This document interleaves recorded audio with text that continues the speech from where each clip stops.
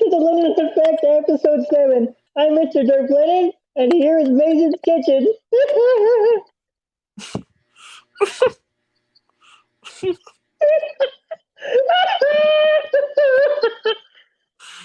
Mason's Kitchen. Kitchen,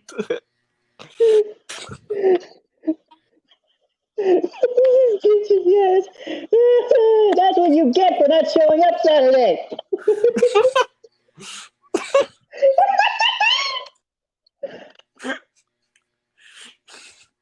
All of this over a headache. Oh,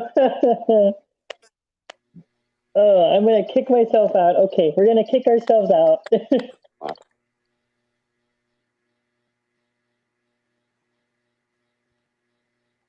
Oh, well.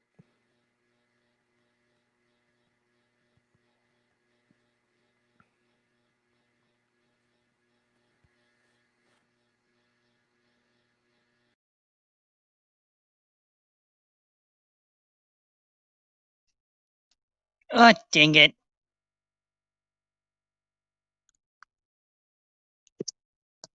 Hold on, Mason. I want to...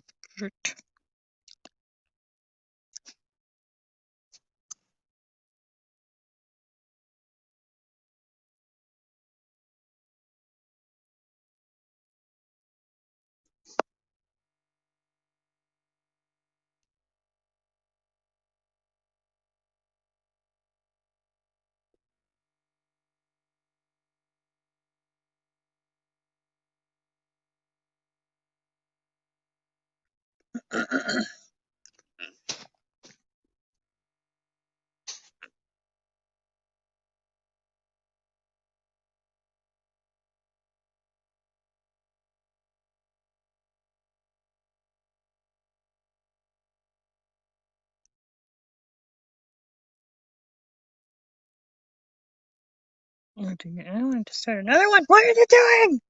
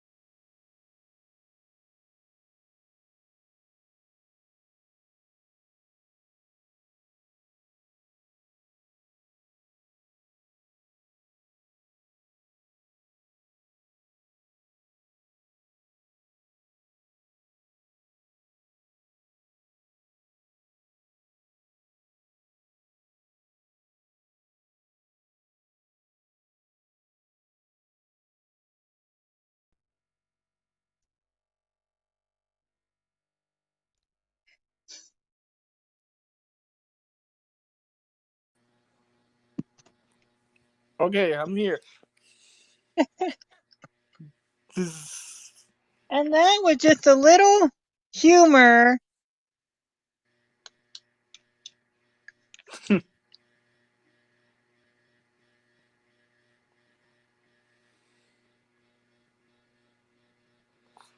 don't know what's going on. I don't know.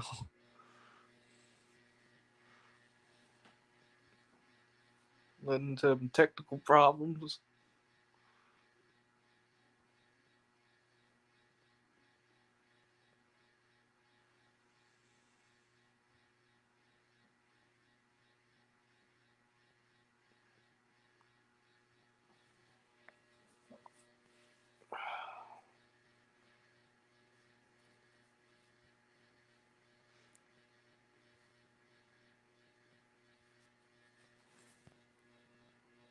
Lennon.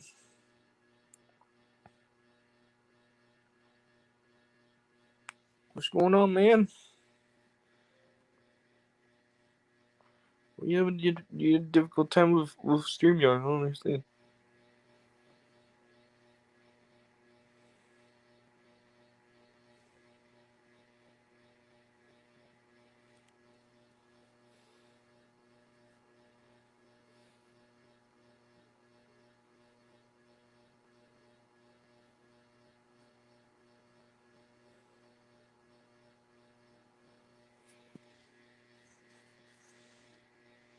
Then.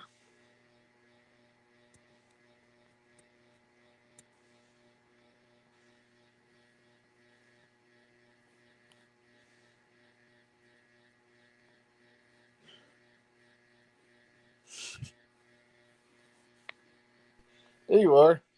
All right, you guys. Well, there's your little humor. Welcome to, of course, another edition of the Home Cook Streamcast, part two of food poisoning and its stories. I am, of course, the original and the only Lennon's Kitchen. And of course, we have Mr. Makes Excuses, Fruit Hater, Sugar Daddy, Freeho, Freako. my greatest co host in the world, Hey, what's up, Miss, everybody? Mr. Dirt Mason. Yes. Yes. So we are doing this part two because, as nice as I am, even though at times I have to force myself to be nice to this thing over here,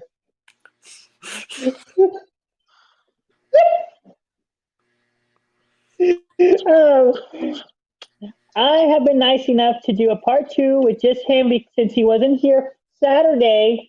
That's why y'all had Chris Kennedy fill in for him on Saturday. So thank you, Chris, again. We are going to be having hearing his histories about food poisoning.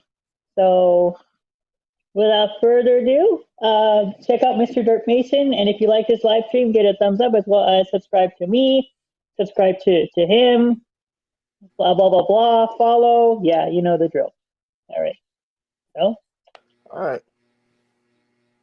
take Well, it away, buddy. my first experience with food poisoning was let's see, this was a long time ago. Let's see. So I'm gonna say I was probably 14, maybe 13, something ish. So oh, so see you later, Martin. So I was with my dad. My dad's a truck driver, and when I was in school, every summer break, I ride with him. I go with him in this truck, and we go around the country as he's delivering loads and stuff. And we usually do this a lot when I was in school. I've been doing this since I was 10 years old, riding with him.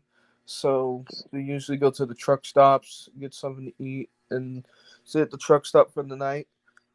But one night, I can't remember exactly where we were, but we went to this one of these truck stops to rest for the night and stop for the night. And inside the truck stop, of course, was there was a uh, there was a restaurant, a normal restaurant with like a buffet, and there was a Taco Bell. So me and my dad was like gonna get the buffet stuff, and I was like, well, I want to get the Taco Bell instead of getting the buffet stuff, which I should have gotten the buffet stuff. So this was at the time when Taco Bell used to have their XXL large burrito, steak burrito, and Mm-hmm. I uh I had so I got the burrito, and I'm sitting at the table with my dad, and after we eat, we go back into the truck. You know, my dad's truck has a nice like bed and stuff like that, and all the stuff there. And I had my consoles. I can't remember which one I brought, but like 20 to 10 minutes later, 15 minutes later, after eating, I immediately start feeling sick, and I can't stop throwing up. Literally, I feel sick as hell. I'm throwing up, having diarrhea. I can't stop throwing up, and my dad has a little like bucket little thing for me to throw up in, and it's so bad that I'm sitting out there. I'm out at the truck stop by the place after I'm going to the restroom. My dad's there, and I'm just sitting at the side of the entrance, just fucking throwing up into a bucket constantly, and it's getting to the point where I'm like throwing up nothing but mucus at this point, and I can't put anything down. I couldn't go to sleep. I was completely sick, and my dad was sitting here calling. He had to call like a doctor or something like that because I was sitting there just sick as hell, and so we're up here at this truck stop, and I'm completely just destroyed, and my dad has to call. My dad's like, well, we can't take the truck to a medical center because the truck has to stay at the truck stop because you can't do that. So my dad had to call a taxi. I think this no, actually I think this was in Illinois. Actually, I think this is kind of coming back. My dad had to call a taxi for me, and I'm sitting there in the taxi, just still just throwing up, and I'm feeling sick as hell. It's like it was like what 3 o'clock in the morning, and we get to this medical center, and they check me in, and they put me on the bed and stuff like that, and they inject me with all that like fluid stuff because of my body's react, and it was one of the worst fucking nights I ever had, and Mm. I blame it solely on probably the guacamole that was in the burrito because it ruined guacamole for me. It really Taco Bell really did. It kind of ruined like most of their stuff. I mean, I really truly believe it was the guacamole that got me sick Yeah. because Oh, really wow. I'm actually glad that item's off the menu. If they ever bring it back, I'm never trying it again. Wow, that's crazy. Yeah. So from like I was so traumatized from guacamole that I refuse to eat guacamole. So what I'm thinking is one or two things probably might have caused this, other than the whole. So you got to think about it for a second. What do you have to do before you store guacamole and avocados away? What do you have to do? You have to do one thing, and it's very important. Otherwise, you're going to get really sick. Uh, shit. I don't know how guacamole is stored or made, or I know how it's made, but I just don't know how to store it properly. Okay, so what you have to do is you do have to do one of two things. You have to apply a very citrus on top of it, number one. Number two, you also have to, if you're going to use store guacamole, you have to apply 2 layers of plastic wrap. One layer to cover the surface and another layer to cover the whole container. This is to prevent oxidation from happening. Because let me tell you something, once you eat something that's turned brown, like an apple or a banana, yeah, even though we already know, um, banana, even potatoes. That's why they always say make sure you leave them in a liquid barrier, because if you don't, the chemicals that they contain react to the air. And so things like avocados and potatoes and stuff, those oxidize and turn brown very quickly. And if you eat them, that's actually very toxic for you. Yeah, but Let I me, I solely still I also believe that Taco Bell just didn't really prepare the burrito that well anyway. I felt like they usually rushed the hell out of it. probably. Let me ask you this. Did you notice something was funny before or even while you ate it?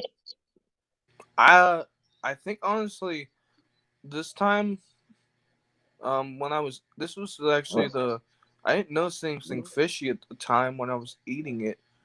It was just after when we were done and I was done we went back into the truck to rest. That's when I started noticing. Now I've been food poisoned, I think 3 times, but this was the first time with food poison there. I actually one time, because this was young and stupid. After the first time getting food poisoned by the burrito, a couple, I think, year later, I tried the burrito again and got sick again. But Ah, the third time I got food poisoning was recently last year.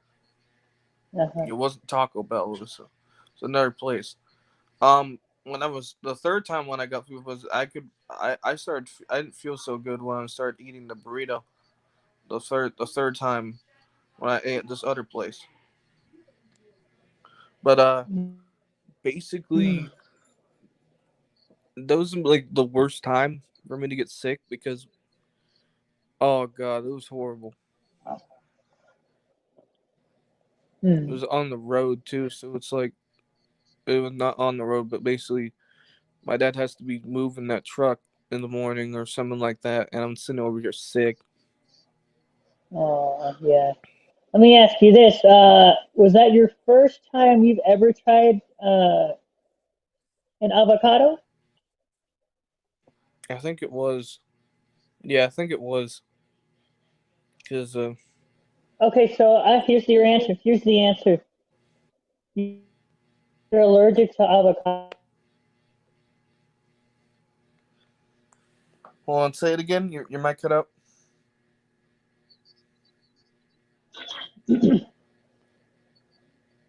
There's your answer. You're allergic to avocados.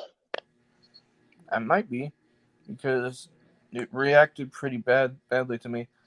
Though when I had Yes. the third time I got food poison was something different than avocado because I didn't have any guac in it, so it must have been something other factor. But the 2 times I tried the XXL burrito, I got sick both times. And the funny thing is that that's the only thing on their menu that actually made me sick. Like nothing else that they have has made me sick like that before. Mm. I don't know what it Something is, in but there. something about that burrito Uh, was just completely cursed. yeah. But That's all right. And what's your third time? the third time, um, all right, so there is this Mexican style restaurant, like kind of like a like a flying burrito, but it's like different. Hmm. And I used to go there a lot because they had really good food and stuff like that, really good burritos, really good other stuff. But one night, and I think this was that night, um, I actually went down there to eat at the place. And I remember when you could eat at restaurants without wearing a mask. Yeah, I remember those days. But Oh yeah. Hmm. but I went down there and got a burrito, and I think I think it was I added buffalo sauce. This buffalo sauce to it. That's not buffalo Hmm. sauce. I think the buffalo sauce is what did it because I don't know if the buffalo sauce was either something was wrong with it or it was the meat or I couldn't really tell. But this time, the third time, Hmm. I was like halfway done eating the burrito and I just didn't feel good. And on the drive home, I just felt like I just felt so sick. And let's see. Wow. Um, wait a minute. Wasn't this No, that was a stomach bug. No, this is there was another time I got really. This was actually when I started beginning my internship at my job, before I got my job, like on the fucking like first Hmm. day, like I got like the bug, the little bug that was going around, the stomach Oh bug. wow. I got that. Hmm. That was a different time. the third time I had to go to the Medicaid center, and yeah, I had to be hooked up with stuff and all that.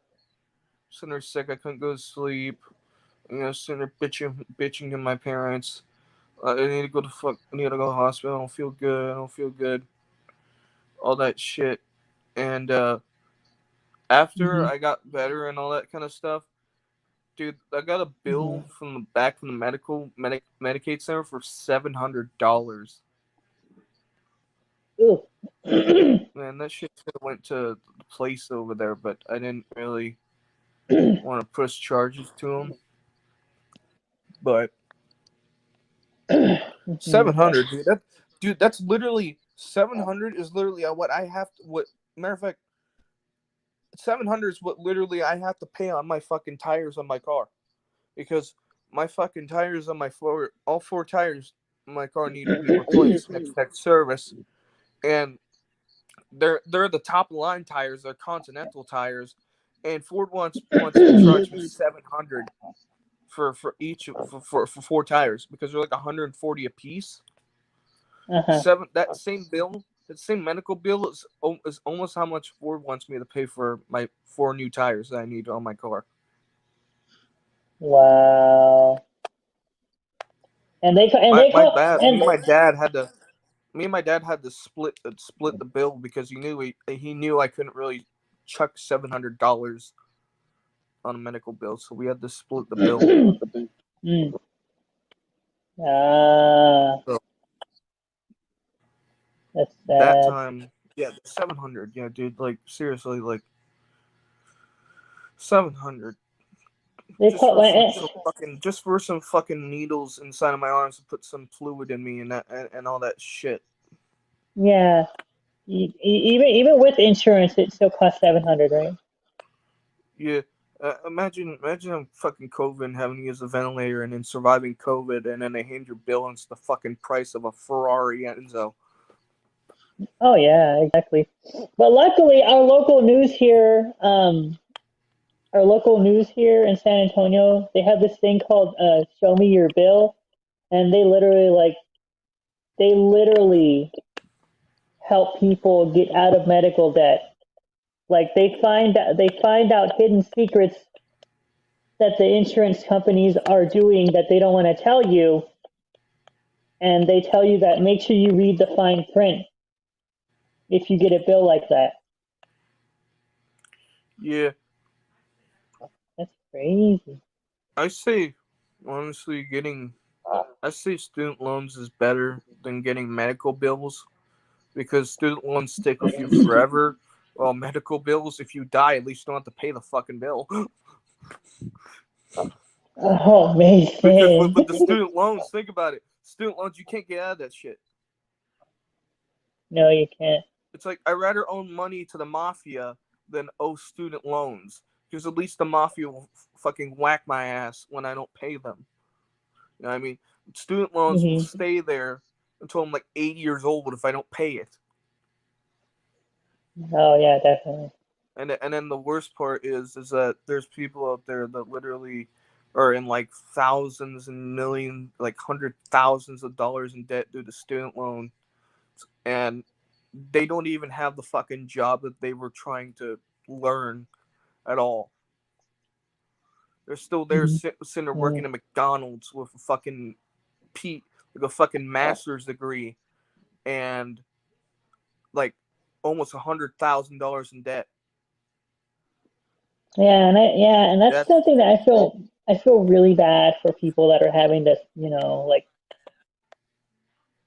and I hate to say this too, but sadly, unfortunately, their debt is so bad that they still have to either live with their parents or guardian at the age that they're at. Some people. exactly, and it makes like it's like finance. It's like you think financing a car would be bad when you're in debt with that. No, student loans is worse. Hmm. It, It's like it it's a credit cursor. yeah, but I had to pay a $700 medical bill because of food poisoning for the third time, which at this point, I think I'm just gonna give up on those Subway style burrito places. Honestly, I'm just gonna give up on those places. I don't trust it anymore. Ah, I think because I mean I rather maybe I mean I still don't have I mean I still have good chances of any other place of food poisoning, but I think it's just a little bit more. I don't know. I don't know either, but that's the thing that I'm trying to wonder. Like what could have? When was the last time you had a tortilla? Tortilla like a most of the stuff I Yeah. get. Well, I mean I get my Mexican food mainly from like King Burrito or Taco Bell, or there's one place that I don't know if they're open. I hope they are. I may go there sometime. Um, Hmm. that's where I mainly get that kind of food. But fortunately enough, I hadn't had any like food poisoning yet from any of those areas. But sometimes it happens, Well, sometimes it doesn't. yeah, and here's the thing too that that kind of gets me too. If you got sick because of that buffalo sauce, one or two things could have been a factor. They either A might have not because people. Let me tell you something. Once you open a canned jar, a canned good, or something from a bottle, that automatically goes into the fridge. Yeah, they have it kind of sitting out there on the little set area next to all the food, and so it's like it's not really even like refrigerated. No. And so, yeah, and remember, if you leave stuff out that you've opened for a long period of time, even if it has vinegar, yes, even if it has vinegar, okay, you can get very sick. So that's why they always say, guys, refrigerate after opening Yeah, because I still don't bacteria can settle in there understand. very fast. Still understand how I got sick on that one time I got the stomach bug though, because I think that was just something that was going around. Probably, it probably got to you like after. But I'm trying to think, like, how could have you gotten sick from? Probably like yeah, just probably the quality of the burrito Probably yeah. because the I'll be honest with y'all, the only food poisoning that I've had is like the the food poisoning where you just go to the bathroom. That's it. Yeah, I had like basically just food poisoning where it's like throwing up, diarrhea, and just complete headache, and just complete all feeling like shit. That's my version Uh, of the food poisoning I experienced. and stories, yeah. So and honestly too, like uh, you were dehydrated. I bet. Yeah, I was really dehydrated. Hmm, that's crazy. So how do you feel? How'd you manage to overcome it? I just had to sit there and endure the fucking pain because there was nothing really I could do when I was having food poisoning. Honestly, there's nothing really I can do but sit there and just throw up and all that kind of shit. No, but I mean, like, were you given like Gatorades and stuff to make you feel better afterwards, or what? I did. Yeah. A little bit of 7 Up. I know that can kind of work, Hmm. but I Hmm. had to take small sips of water and stuff like that, or otherwise I'll just throw it back up. Oh yeah. Once because your body has to get used to it again. Yeah, because my Yeah. body just went to because when you get food poisoning, your body goes in complete attack mode. Oh yeah. Oh yeah. And I, nothing, I there's nothing you can really do to stop it besides just let it do its thing. Yeah, and there's idiots, and I'm sorry, I hate to say this, but I don't understand why these places hire like idiots that just think that, oh, smoking weed is cool, so let me work at a restaurant where I can go ahead and not know how to, properly prepare my food. Yeah, just, Yeah, I understand these places do have like safety precautions and stuff like that when preparing food, but not all of them, not everyone there is like a master chef. no, just like me. I'm your I'm your master chef right here. I'll cook for you. You got me, girl. By the way, your sugar daddy's right next to me, so Who the y'all know fuck? where to find him.